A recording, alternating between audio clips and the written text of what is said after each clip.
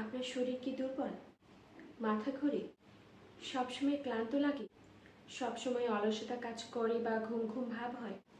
অনেকক্ষণ বসে থাকার পর হঠাৎ করে উঠলে চোখ মুখ অন্ধকার হয়ে যায়? অনেক বেশি হাঁটাচলা করলে শ্বাসকষ্ট হয় বা বুক ধড়ফড় করে?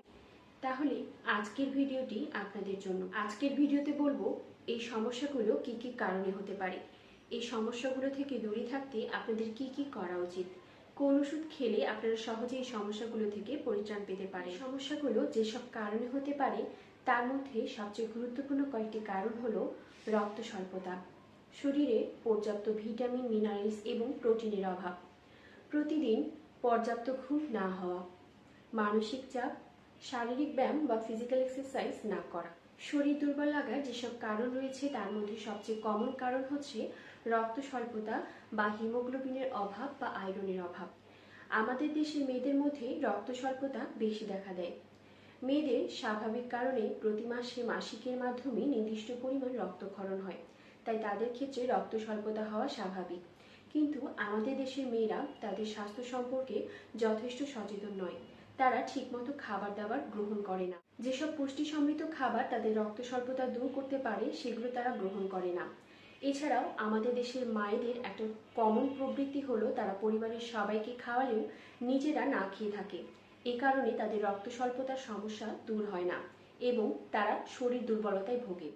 রক্ত স্বল্পতা কিভাবে আমাদের শরীরকে দুর্বল করে দেয় সেটি যদি আমি আপনাদের একটু বুঝিয়ে পড়ি তাহলে আপনারা সহজেই বুঝতে পারবেন। আমরা সবাই নিঃশ্বাসের সাথে অক্সিজেন গ্রহণ করি এবং কার্বন ডাইঅক্সাইড ত্যাগ করি। আমাদের রক্তে থাকে হিমোগ্লোবিন। আমরা যখন নিঃশ্বাসের মাধ্যমে অক্সিজেন গ্রহণ করি সেটা হিমোগ্লোবিনের সাথে মিশে আমাদের শরীরের প্রতিটি কোষে চলে যায় এবং সেখানে বিভিন্ন ধরনের ক্রিয়া বিক্রিয়া সংঘটিত হওয়ার পর কার্বন ডাইঅক্সাইড তৈরি হয়ে সেটা আবার প্রশ্বাসের মাধ্যমে আমাদের শরীর থেকে বেরিয়ে যায়।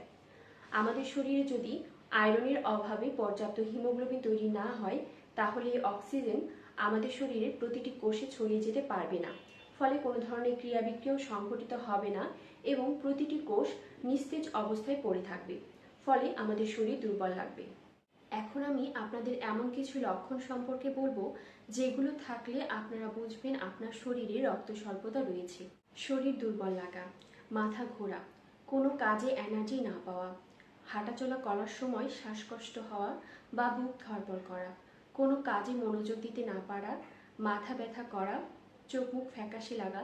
এছাড়াও আরও কিছু লক্ষণ রয়েছে, যেমন মুখে ও জিহ্বায় ঘা, খাবার গিলতে সমস্যা হওয়া, কানে ভন ভন আওয়াজ করা, হাত পা শিরশির করা, খাবার জিনিস নয় এমন কিছু খাওয়ার অভ্যাস যেমন মাটি, বরফ, হাতের নখ মাঝখানে দেবে চামচের মতো হয়ে যাওয়া। এসব লক্ষণ যদি একটাও আপনাদের মধ্যে থাকে তাহলে অবশ্যই আপনারা চিকিৎসকের পরামর্শ নেবেন। চিকিৎসক আপনার সাথে কথা বলে এবং আপনাকে পরীক্ষা করে সহজে এই রোগটি নির্ণয় করতে পারবে। ছোট্ট একটি পরীক্ষা সিবিসি করার মাধ্যমেই রক্ত স্বল্পতা সহজেই নির্ণয় করা যায়। এই টেস্টটি করতে খুব বেশি টাকাও লাগে না। সকল সরকারি বেসরকারি হাসপাতালে টেস্টটি করা যায়। রক্ত স্বল্পতার চিকিৎসা সহজ।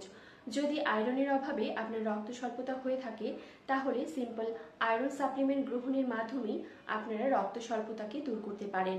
অনেকে রক্ত স্বল্পতাকে কোনো অসুখ মনে করে না, এ কারণে এই বিষয়টাকে খুব বেশি গুরুত্ব দেয় না। কিন্তু তারা অনেকেই জানে না রক্ত স্বল্পতার অনেক সিরিয়াস কমপ্লিকেশন হতে পারে। দীর্ঘদিন রক্ত স্বল্পতা থাকলে মানুষের রোগ প্রতিরোধ ক্ষমতা কমে যায়, ফলে মানুষ খুব সহজেই বিভিন্ন ধরনের ইনফেকশনে আক্রান্ত হয়, যেমন জ্বর, কাশি, প্রস্রাবের ইনফেকশন, ফুসফুসের বিভিন্ন ধরনের জটিলতা দেখা যেতে পারে। গর্ভকালীন সময়ে যদি কারো রক্ত স্বল্পতা হয় সেক্ষেত্রে সময়ের পূর্বেই প্রসবের সম্ভাবনা থাকে এবং গর্ভের শিশুরও বিভিন্ন ধরনের জটিলতা দেখা দেয়। শুধুমাত্র আয়রন সাপ্লিমেন্ট খেলেই হবে না, আমাদেরকে নিয়মিত আয়রন সমৃদ্ধ খাবার খেতে হবে। যাদের ক্ষেত্রে রক্ত স্বল্পতা নেই তাদেরকেও নিয়মিত আয়রন সমৃদ্ধ খাবার খেতে হবে, যেহেতু আমাদের শরীরের প্রতিদিনের একটা নির্দিষ্ট পরিমাণে আয়রন চাহিদা আছে। এছাড়া মেয়েদের প্রতি মাসে মাসিকের সময় নির্দিষ্ট পরিমাণ রক্তক্ষরণের কারণে তাদের কিছু আয়রন লস হয়, সুতরাং তাদের ক্ষেত্রে আয়রন সমৃদ্ধ খাবার খাওয়ার কোনো বিকল্প নেই।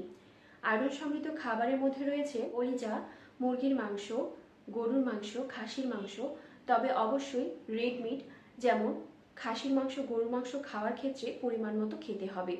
বিভিন্ন ধরনের শাক যেমন পালং শাক, লাল শাক, লাউ শাক, ডাঁটা শাক, নোটে শাক, কচু শাক, কলা, কলার মোচা, আলু, টমেটো, বিভিন্ন ধরনের ফলমূল ও শাকসবজি, বাদাম, ডাল, এসব খাবার অবশ্যই আমাদের দৈনন্দিন খাদ্য তালিকায় থাকা দরকার।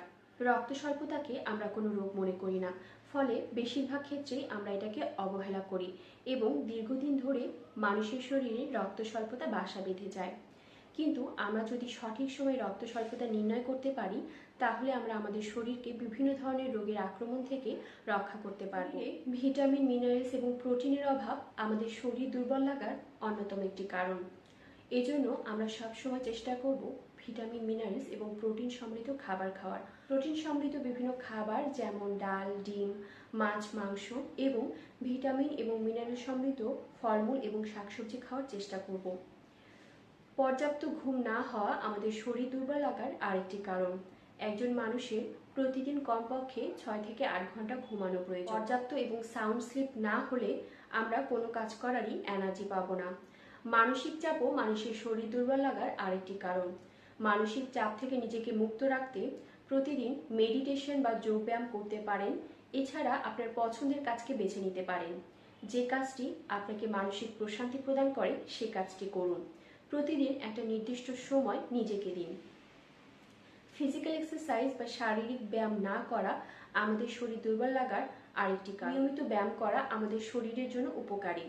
আমাদের শরীরকে সবল রাখতে নিয়মিত ব্যায়াম করার কোনো বিকল্প নেই। প্রতিদিন কমপক্ষে 30 মিনিট হাঁটাচলা করা প্রয়োজন। আপনাদের মধ্যে যদি এই সমস্যাগুলো থাকে, তাহলে আপনারা অবশ্যই চিকিৎসকের পরামর্শ নেবেন। সবাই সুস্থ থাকবেন, ভালো থাকবেন, নিজের যত্ন নেবেন।